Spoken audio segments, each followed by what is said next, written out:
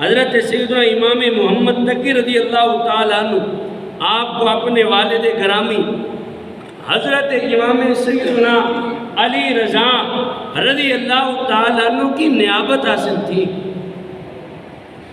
بعض بچے ایسے ہوتے ہیں کہ جنہیں موروثی طور پہ اپنے والدین کی ساری عادات منتقل ہوتی ہیں۔ یوں لگتا ہے کہ جیسے اس کا باپ دنیا سے چلا جائے تو دنیا دار حضرات، اس کے ساتھی، اس کے ساتھ بیٹھنے والے حضرات کہتے ہیں ہمیں تو محسوس بھی نہیں ہو رہا تیرا باپ دنیا سے چلا گیا ہے، کیونکہ تیرے اندر وہی باتیں موجود ہیں کہ جو تیرے باپ کے اندر موجود تھی۔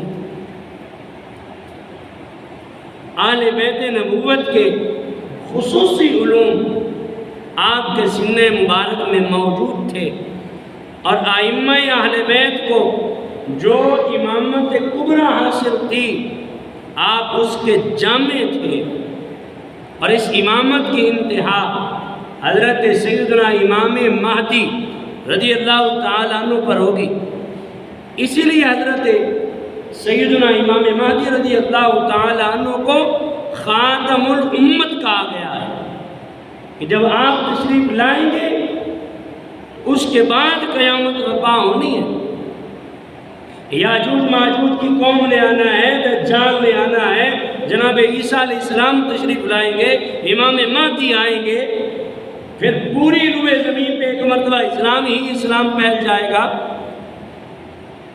تو تب جا کر کے قیامت آنی ہے۔ لیکن تیاری ہمیں آج سے ہی کرنی ہے۔ یہ نہ سوچے کہ قیامت کب آئے گی، تیاری ہمیں آج سے ہی کرنی ہے۔ آج سے ہی تیاری شروع کر لیں تو ہمارے لیے بہتر ہے۔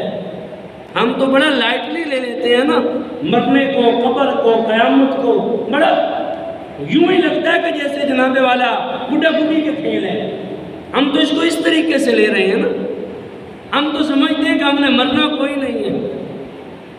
میں سچی بات کر رہا ہوں، بتھیروں کو ایسا دیکھا ہے، بہت ساروں کو، تو انہیں دین کی بات بتائی جائے تو آگے کہتے ہیں کوئی نہیں، خیر ہے مولوی صاحب، تسی اپنا کرو، اسی اپنا کرنے میں، تسی جس تھان لگے ہو تسا ٹھیک ہو، اسا جس تھان لگے اسا ٹھیک ہے۔ میں نے کہا اگر ایسے تھا کہ جہاں ہم لگے ہم ٹھیک، جہاں تم لگے ہو تم ٹھیک، تو رسول اللہ کو تلوار اٹھانے کی ضرورت ہی کیا پڑی پھر؟ بتاؤ نا پھر کہ خالد بن ولید نے ایک جنگ کے اندر اتنی تلواریں کیوں توڑی؟ بتاؤ صحابہ نے پیٹ پہ پتھر کیوں باندھے؟ بتاؤ نا یار جنہوں نے رسول اللہ کی زیارت کی، ابھی جسم کے اوپر زخم باقی ہیں، پھر اعلان ہوتا ہے چلو جنگ کے لیے جانا ہے، صحابہ ایک بار بھی نہیں کہتے یا رسول اللہ صلی اللہ علیہ وسلم ابھی تو اگلے زخم باقی ہے، نئی تیاری پہلے شروع کروا رہے، نہیں۔ پھر جناب بات آتی ہے تو شب زفاف میں رہنے والے صحابی بھی کہتے ہیں چلو جنگ کا بلاوا آ گیا، ہم چلتے ہیں۔ آج المیہ یہ ہے کہ ہم نے دین کو ویسے ہی بلا دیا ہے، مفت میں جو مل گیا ہمیں، محنت جو نہیں کرنی پڑی۔ وہ میں اکثر مثال دیا کرتا ہوں کہ جو صاحب 4 دن سعودی عرب میں رہ کے آ جائیں نا تو یہاں پاکستان میں آ کے مولویوں کی جان لینی شروع کر دیتے ہیں۔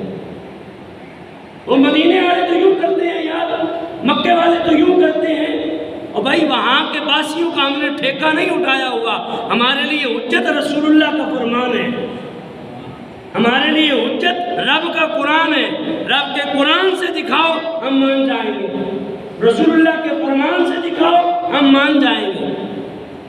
وہ تو نالائق ایسے ہیں کہ قرآن شریف کے اوپر سے چھلانگ لگا دیتے ہیں، وہ تو قرآن شریف کو سرانہ بنا کے سو جاتے ہیں، وہ تو کعبہ شریف کی طرف اپنی ٹانگیں پھیلا کے بیٹھ جاتے ہیں،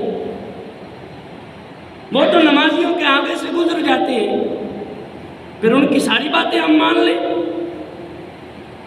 وہ لوگ ہمارے لیے حجت نہیں ہے۔ بات یہ ہے کہ مدینہ شریف کے اندر یا مکہ شریف کے اندر آپ رہائش پذیر رہے، لیکن دین آپ نے وہاں بھی نہیں سیکھا ہے۔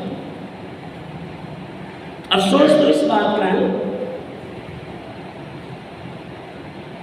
میں یہ کہا کرتا ہوں جناب ساتھ ہی کہ وہ باسی جو وہاں رہنے والے چاہے مکہ میں یا مدینہ میں، انہیں قدر ہی کوئی نہیں ہے مکہ مدینہ کی۔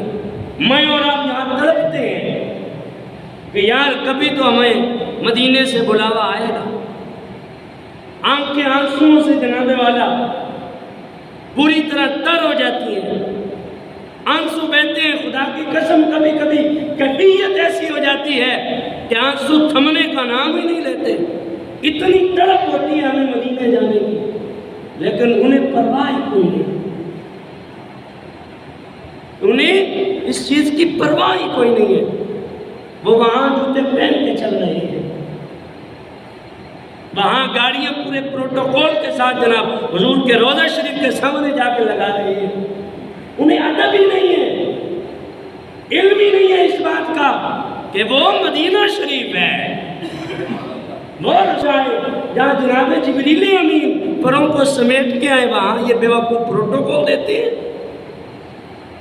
یہ یاد تھوڑا پروٹوکول ہے کہ رسول اللہ نے تمہیں اپنی بارگاہ میں بلایا ہے، اس سے بڑھ کے بھی کوئی پروٹوکول ہے؟ تو عرض یہ کر رہا ہوں، وہاں جو رہنے والے حضرات ہیں نا، اللہ ماشاءاللہ، ان میں یہ ادب نہیں ہے، وہ اتنی اہمیت نہیں دیتے جتنی اہمیت ہمیں ہے، جتنی جناب والا چاہت ہمیں ہے کہ ہم مکہ مدینے چلے جائیں۔ ایسے ہی یہ رب کا گھر ہے جس میں ہم بیٹھے ہوئے ہیں، یہ رب کا گھر ہے، لیکن ہم اہمیت ہی نہیں دیتے۔ میں ممبر پہ بیٹھ کے بات کر رہا ہوں، آپ فیصلہ کر لیجیے ہم کتنی اس گھر کو اہمیت دیتے ہیں۔ نہیں دیتے ہیں ہم اہمیت۔ اگر ہمیں اس گھر کی اہمیت ہوتی تو مؤذن 5 وقت یہاں کھڑے ہو کے کہتا ہے اللہ اکبر اللہ اکبر۔ یار آپ کو محلے کا چیئرمین بلائے دوڑتے ہوئے چلے جاتے ہو، ناظم بلائے بھاگ کے جاتے ہو، D S P S H O بلائے تو دوڑ کے جاتے ہو، جناب وزیر مشیر کوئی بلائے تو چلے جاتے ہو۔ 5 وقت رب کے گھر سے آواز آتی ہے اللہ اکبر اللہ اکبر، اللہ سب سے بڑا ہے، ادھر کیوں نہیں آتے ہیں؟ کون سی ایسی مجبوری ہے جو ہمیں یہاں نہیں لاتی ہے؟ ابھی بیٹھ کے سوچیں تو صحیح، غور تو کریں کہ ہمیں رب کے گھر میں کون سی مجبوری لے کر کے نہیں آ رہی۔ اور اگر جان کی امان پاؤں تو ایک اور بات کرنے لگا ہوں، ہم نے رب کے گھر کو رب کا گھر رہنے نہیں دیا، رب کے گھر کو رب کا گھر رہنے ہی نہیں دیا ہے۔ یہ فلاں چودھری کی ملکیت ہے اور یہ فلاں چودھری کی ملکیت ہے۔ سامعین محتشم، رب کے گھر کے اندر کوئی چودراہٹ نہیں ہے، ہم سب عاجزی کے ساتھ آتے ہیں، ہم سب رب کی رضا چاہنے آتے ہیں، ہم سب اللہ کی خوشنودی حاصل کرنے کے لیے آتے ہیں، ہم سب رب کی بارگاہ میں بخشش کے طالب ہو کے آتے ہیں۔ میں نے 3-4 جمعے پہلے بھی یہ بات دہرائی تھی، آج پھر دہرانے لگا ہوں کہ یہ جو ہم سب بندی بناتے ہیں، اس سب بندی کی کوئی حکمت آپ کو سمجھ آ جائے تو خدا کی قسم کبھی بھی ہم یہ نہ کہیں کہ میں چودھری کا بیٹا ہوں تو میں فلاں نمبردار کا بیٹا ہوں، میں فلاں ناظم کا ہوں، فلاں چیئرمین کا، کوئی شے نہیں نظر آئے گی۔ ایک ہی صف میں کھڑے ہو گئے محمود و عیاض، نہ کوئی بندہ رہا نہ بندہ نواز، بس یہی اس کی حکمت ہے۔ اور اگر مزید تھوڑی سی چھوڑ دوں، باقی روایات کے اندر، احادیث کے اندر تو بیش بہا ہے، لیکن ایک حکمت اپنی عقل کے اعتبار سے سمجھانے کے لیے میں یوں کہوں گا کہ اللہ رب العالمین کے پیارے محبوب صلی اللہ تعالی علیہ وآلہ وسلم نے یہ سب بندی کا درس ہمیں اس واسطے دیا ہے کہ امیر امیر نہ رہے، غریب غریب نہ رہے، کندھے کے ساتھ کندھا ملا کے سارے کھڑے ہو جائیں۔ کاش ہمیں رب کے گھر کا ادب ملحوظ ہوتا، کاش ہم مسجد کو مسجد جانتے تو کبھی بھی ہم رب کے گھر میں آ کے اونچی آواز سے بات نہ کرتے، کبھی بھی ہم لڑائی جھگڑا مسجد میں نہ کرتے، کبھی بھی اس مصلی کی وجہ سے لڑائی نہ ہوتی۔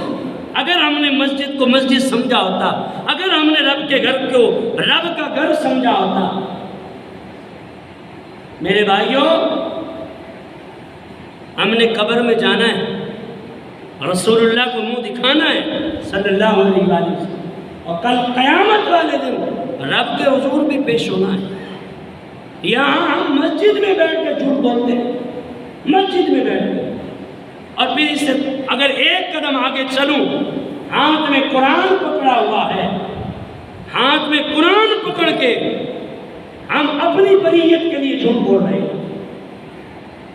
لیکن غور تو کیجئے، یہاں بچ جائیں گے، لوگوں کو دھوکہ دے لیں گے۔ یخادعون اللہ والذین آمنوا وما یخدعون الا انفسهم وما یشعرون۔ اللہ قرآن میں فرما رہا ہے کہ وہ سمجھتے ہیں ہم اللہ کو دھوکہ دے رہے ہیں۔ فرمایا وہ اللہ کو دھوکہ نہیں دے رہے ہیں، وہ اپنے آپ کو دھوکہ دے رہے ہیں۔ وما یشعرون، انہیں شعور ہی کوئی نہیں ہے۔ یہاں دنیا میں جو ہماری زندگی ہے 60 سال یا 70 سال، اس 60-70 سالہ زندگی میں لوگوں کو جھوٹ بول کر، دھوکہ دے کر، ان کی نظروں سے تو اپنے گناہ کو چھپا لیں گے، کل قیامت والے دن پوری تمام کی تمام مخلوقات، انسانیت موجود ہوں گی، وہاں سب کے سامنے تمہارا نامہ اعمال کھولے گا۔ اللہ فرمائے گا پڑھ، تو نے 60-70 سالہ زندگی میں کیا کیا۔ بندہ خود پڑھ رہا ہوگا کہ میں نے آج یہ بھی کیا، آج یہ بھی کیا، آج یہ بھی کیا ہے۔ اور میں ایک اور بات آپ کو بتا دوں، آج 30 تاریخ ہے، ہاں جی 30 تاریخ ہے، مہینہ کون سا ہے؟ اگست کا۔ دن کون سا ہے؟ بولیے نا ذرا۔ جمعہ شریف کا۔ سال کون سا ہے؟ بولیے۔ 2000۔ کوئی فتویٰ نہیں لگانے لگا ہوں، ایک بات سمجھانے لگا ہوں۔ سال کون سا ہے؟ میرے بھائیوں، آئندہ سال 30 تاریخ بھی ہوگی، مہینہ اگست کا بھی ہوگا، دن جمعہ شریف کا بھی ہوگا، لیکن 2024 نہیں ہوگا، 25 ہوگا۔ یہ جو لمحے بیت چکے ہیں نا، یہ ہماری زندگی میں بدل کے کسی وقت بھی نہیں آنے والے، یہ گزر گئے۔ اس واسطے ان گزرے ہوئے لمحات کو، آنے والے لمحات کو، دونوں کا موازنہ کیجئے اور دیکھیے کہ میں نے گزرے ہوئے لمحات میں کیا کیا کیا ہے۔ روز روشن کی طرح عیاں ہیں ہمارے گزرے ہوئے سال۔ ایک ایک بات ہم جانتے ہیں کہ میں نے کہاں کس کو دھوکہ دیا تھا، کہاں کس کے ساتھ جھوٹ بولا تھا، کہاں کس کی غیبت کی تھی، کہاں کس کا گھر خراب کیا تھا، کہاں کس کے ساتھ جناب والا لڑائی جھگڑے والا معاملہ کیا تھا۔ ایک ایک بات ہم جانتے ہیں۔ مانگ لو رب سے معافی، مانگ لو رب سے معافی، موقع ہے۔ کرامن کاتبین یعلمون ما تفعلون، یہ جو کرامن کاتبین ہمارے کندھوں پہ ہے نا، یہ سب کچھ لکھ رہے ہیں۔ یعلمون ما تفعلون، یہ جانتے ہیں جو تم کرتے ہو۔ ایک شخص کے پاس میں بیٹھا ہوا تھا، اس نے کرامن کاتبین کے اوپر بات کرتے ہوئے کہا کہ کرامن کاتبین کا مطلب یہ ہے کہ اللہ نے یہ جو دو کان لگائے ہیں نا ہمارے، یہ ہر بات سنتے ہیں۔ اگر میں اس بات کو بھی لے لوں تو ہمارے دماغ میں بھی جو بات ہوتی ہے وہ کان وہ بھی جانتے ہیں، ہمارے دل میں بھی جو ہوتی ہے کان وہ بھی جانتے ہیں۔ کان نہ بھی جانے، اِنَّهُ عَلِيمٌ بِذَاتِ الصُّدُورِ، جس کی شان ہے، جو سینوں کے اندر چھپے ہوئے راز کو بھی جانتی ہے، کیا وہ تمہارے اس جھوٹ کو نہیں جانے گی جو قرآن پکڑ کے تم اپنی بریت کے لیے سچ ثابت کر رہے ہو؟ میرے بھائیوں، ہم کون ہیں؟ ہم کون ہیں؟ سارے بولیے ایک مرتبہ، کون ہیں ہم؟ کون ہیں ہم؟ مسلمان ہیں نا۔ لا الہ الا اللہ محمد الرسول اللہ، یہ کلمہ پڑھا تو دائرہ اسلام میں داخل ہو گئے۔ یہ کلمہ ہمیں روکتا ہے کن چیزوں سے؟